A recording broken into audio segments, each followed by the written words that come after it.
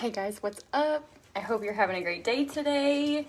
Today is a 6-line day, so we'll do a little bit on the sun and earth, and then we'll talk about these moons. And with the sun and earth, we are still in intimacy and abundance. So this is the last day where we kind of like step back and we take a look at this whole process, and we're like, is any of this worth it? Is this what I really want? Is this going to lead to what I really think it's going to lead to? And so 6 lines are fun. This is when we get on the roof and we look at the thing like a role model. And so it's like, maybe with 59.6, we're looking at this and we're like, this intimacy, this union, it leads to creating things. It leads to creating kids. Like it leads to like getting a job and having a car and having a mortgage and all of this. And I'm not really sure that that's what it's about for me. And so we're kind of like stepping back and we're looking at the roles we have to play in order to produce children and reproduce.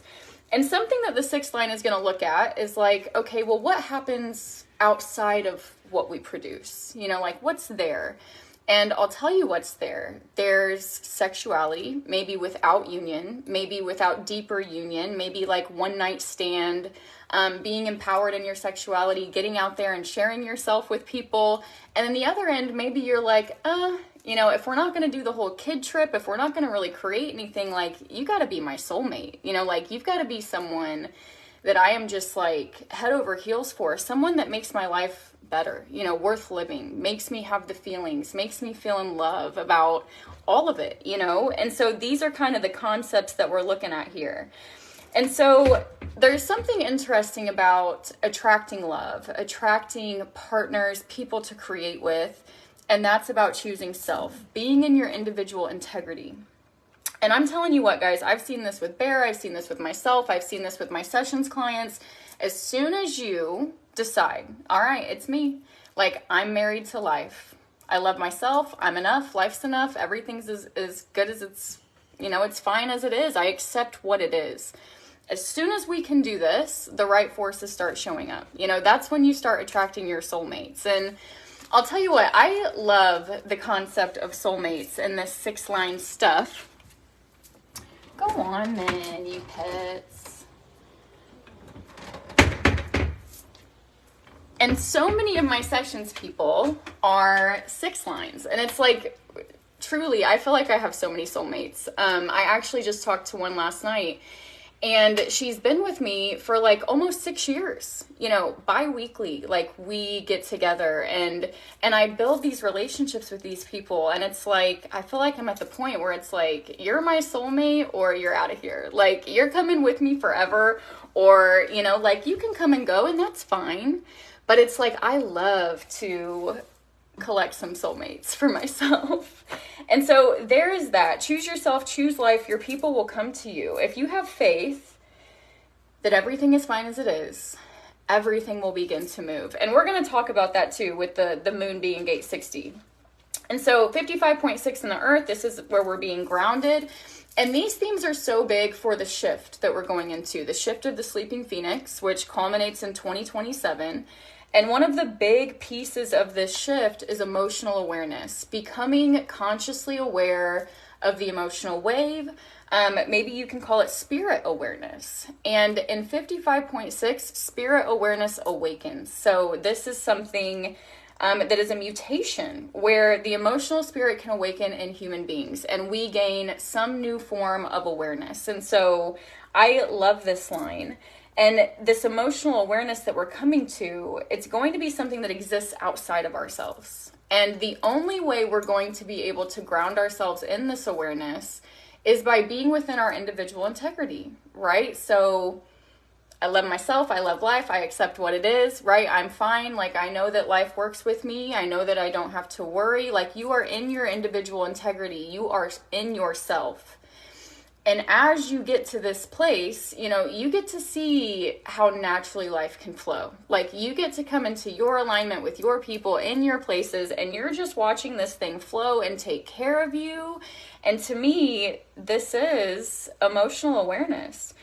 And so it's kind of hard, the path to getting to emotional awareness. And I feel like it's really impacting a lot of our marriages right now. It's impacting a lot of relationships because it's almost like this place of like the bargain breaking, coming to self when we have chose the other for 500, 600 years. That is like a very hard thing to do. Like wife wants to make husband happy. Husband wants to make wife happy. And with this change, it's going to be about if husband can choose husband and wife can choose wife, they can be together in their sovereignty, And it's like if husband's choosing wife and wife's choosing husband and wife's doing everything to make husband happy despite her misery, and husband's doing everything to make wife happy despite his misery, this is what's not going to work anymore. And so we are all like scrambling to get to this place of integrity and wholeness within ourselves so that we can stay with the people that we love, so that we can continue to love ourselves and work with life and move, because we're like, what is happening? Why can't I communicate with you? Why are you on this like aloneness trip mission where I can't even talk to you? Or like what has happened to our relationship, right? And so this is kind of what it looks like. Getting to this spirit awareness, you have to take the material way. This is what this jump is kind of looking like. And so the material way is getting out there and making your money. It's filling up your refrigerator. It's having enough for you to eat and for your kids to eat. And as you grow into the person that can financially take care of yourself in this life, you have the possibility of gaining that spirit awareness, and it's like for so many people that maybe are coming into this, like it looks like a whole kind of crisis trip. It's like you get stuck in this place on this material journey where you're trying to make this money and you're separating from your friends and your family. And, a lot of them will like end in crisis or in divorce and someone walking away because the other one just couldn't hear them. Maybe sometimes the crisis begins and they can find their way back to each other as two people who are choosing self.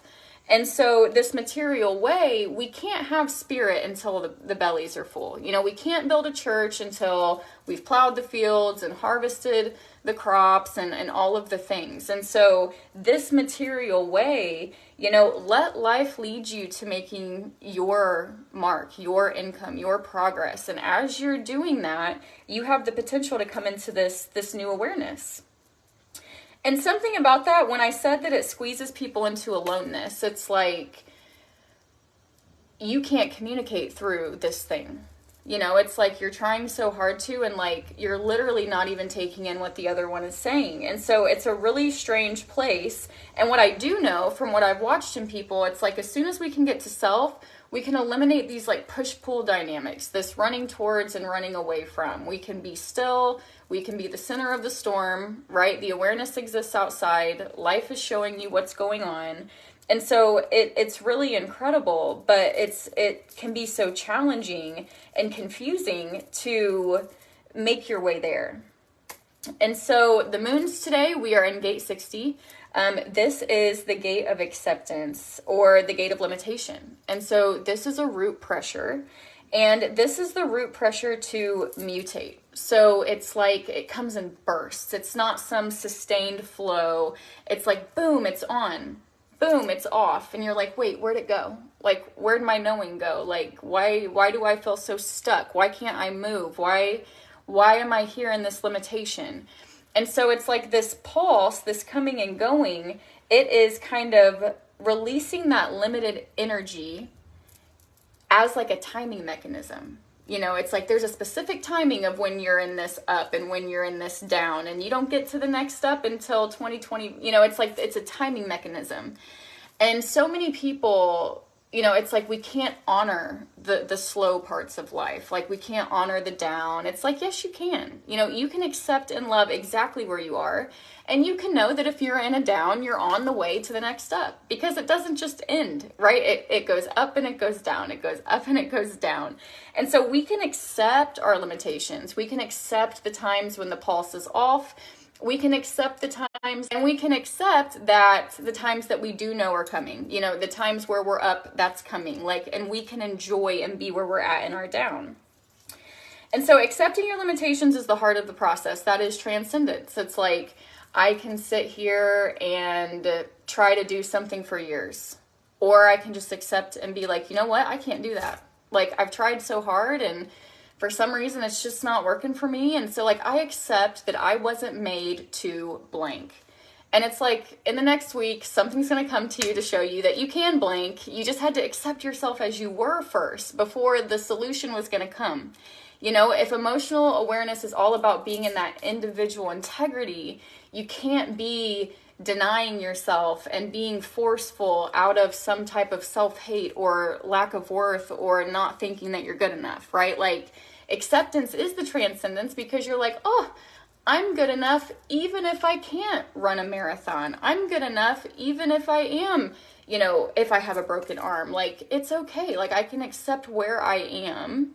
And the transcendence can come, right? Life can make some type of movement, and all of a sudden that kink or that person or that problem, it's like you're watching things kind of sort themselves out. And so that's kind of a way to handle those limitations internally. And so acknowledging restrictions is always a springboard to advancement. If you can look at the problem, you can dive into it and it can be your solution. Whereas if you run away and avoid it, you know, if you're forceful about it, it's almost like it can get bigger and bigger and bigger until you're ready to accept and acknowledge. It can be that gentle. And so on the shadow side, maybe some like unstructure or some rigidity. Maybe you're seeing that you need better boundaries. Like you need some type of place or container or environment in order to grow the way that you need to grow, because you're not getting the work done that you need to get done. Or maybe you are dealing with rigidity in the way that it's like, okay, every 5 minutes are going to look like this. And it's like in that control, like nothing's really changing or getting done. We're not moving forward. We're staying stuck. And so as we come into the gift, it's realism. It's literally just seeing what is there. You know, oh, we have a problem. Open about that. We talk about problem. We watch structure create itself, you know, through us. And then we get to like play with that problem and watch problem solve itself. And it's just because we're being real. It's just because we're ready to acknowledge all the goods and bads and see the full picture that is there. And then the city is justice. And I feel like this is kind of what comes about as you can be the center of that storm. Like truly life has a sense of justice to it. And it will kind of just solve everything, you know, and as we can be calm, as we unbecome our emotions and our thoughts, and we have the ability to be still, we can watch it in its movement as it does that for us. And it's insane. And so that's what we've been in all day today. Acceptance can help you with where we are and where we're going. You're going to like that you've accepted where we are, because we're going into gate 41, which is like the place where burning desire begins. Like it is that place where it's almost like you become limited. It's like life will bring these limitations to you and maybe like decrease. Like maybe you're losing your resources and maybe you're like, oh my gosh, what are we going to do? Like we have to make more money. We don't have enough. That contraction comes so that you can reach a fuller potential. And as that contraction is coming, you have the ability to start to recognize feelings, right? And so within those feelings, there are feelings that can lead you to that next potential. So think about it like this. In the fall, you're going to go into your garden, you're going to cut back your bushes. And maybe you're sitting there and you're like, oh, I hate doing that. Like I hate when I have to cut everything back. But in the spring, it's going to grow that much more abundantly because you did this contraction here and you cut off the dead parts and what was no longer serving so that you could gain that fuller thing. And so that's kind of how this works too. It's like, it's an initiator codon. It's like the things start to become limited, your resources are becoming limited so that you can be initiated into that next thing to earn that higher level of potential. And so it is the drive that triggers desire. And desire is a strong, burning thing. It is a wave, you know, and that wave can literally carry you. And if you can recognize the right feelings within that wave, they will carry you. It's funny. I have a story about getting a scholarship. And it's like inside of me, I just knew that I could do it. I had this feeling. And so I followed that feeling and I followed it. And I finally was securing my full ride. And as soon as that happens and I start working out with the Ball State gymnastics team, I fractured my spine. And it was like, I lost everything, you know, like everything I had worked my whole life for, and I wasn't going to get my free ride to college, and I had like 2 years left to get my school paid for.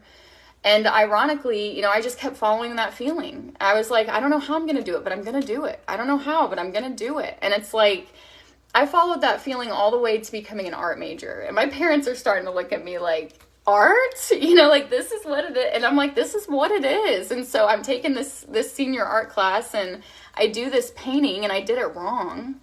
And the next day my art teacher is like, what did you do this with? And I was like, these paints. And she was like, those are watercolors. She was like, did you use any water? And I was like, oh no, I didn't. And she was like, honestly, like, why don't you submit this for a scholarship? It's like really good in a weird way. And I got a full ride. I got a full ride through a mistake that I made. Painting a painting with watercolors and no water. And it's like, I followed that feeling. That feeling told me that it was possible, you know? And so as the moon comes into this 41st gate, maybe you start to experience some contraction. You know, find that feeling of hope. Find that one feeling that is carrying you, that knows that you can do it, that's taking you to that place, you know? And if you can recognize that and ride with that thing over time, it can literally be the fuel to your success. It can literally take you to the places that look like they contain no money for your scholarship, right? Art. Like, my parents are like, art! And I'm like, I just know, like, this is what it is. And then there it was on the other end of art. Who would have thought, right? Who would have freaking thought? And so follow those hopes and desires and feelings today. Know that the foundation is in reasonableness, okay? So burning desires can be big things, and they can take you right out of big things. And so no matter how you're following these feelings, you know, make sure that you're being reasonable. Give yourself all the time that you need to make the right choice for yourself, and know that what is right for you in life always waits. Like, what is for you is not going to escape you. You're going to get it. And especially if you're honoring yourself and you're being patient and you're trusting in life, you know, especially if you're in that individual integrity. And so I hope you guys have an amazing day today. I love you. I will be back tomorrow. You can find the rest of my episodes on my YouTube, Lacey Garza HD. And then also I do have some spots open for sessions this week. So if you would like to book a session with me, come into my messenger. We can talk about what I have to offer. I do both human design and alternative therapy. So I would love to work with you, and I hope you guys have a great day. Bye, guys.